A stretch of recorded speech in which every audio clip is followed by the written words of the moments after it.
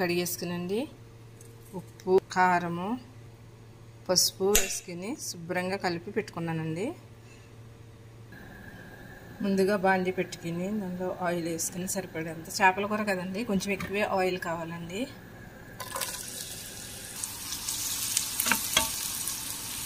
నేను ముందుగానే నానబెట్టుకుని ఉంచుకున్నానండి చింతపండు.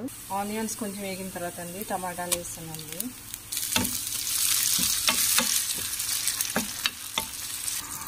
టొమాటో మగ్గడానికండి కొంచెం ఉప్పు వేసాను.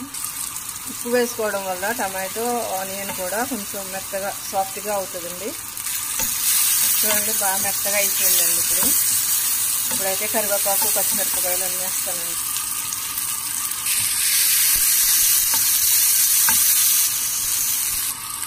కారము పసుపు, ఎందుకంటే ముందు చేపల ముక్కల్లోనే వేసి కలుపుకున్నాను కాబట్టి ఇందులో కూరలో కొంచెం తక్కువగానే కారం వేసానండి. పచ్చిమిర్చి కూడా వేసాను కాబట్టి చూడండి బాగా వేగింది కదండి. ఇప్పుడైతే చేప ముక్కలు ఇందులో వేసేస్తానండి.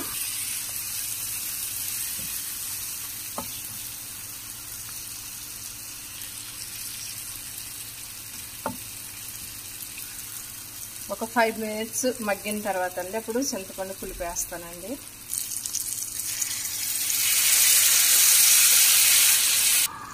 అంతేనండి, ఒక 10 minutes 15 minutesలో అయిపోతుంది చేపల కూర. అంతేనండి, చేపల కూర రెడీ అయిపోయింది. స్మెల్ అయితే గుమ్మగుమ్మలు ఆడిపోతుందండి. టేస్ట్ కూడా చెప్పేద్దామండి.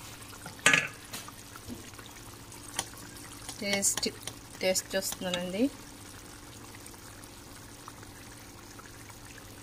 టేస్ట్ అయితే అద్దరిపోయిందండి. మీరు కూడా ట్రై చేయండి.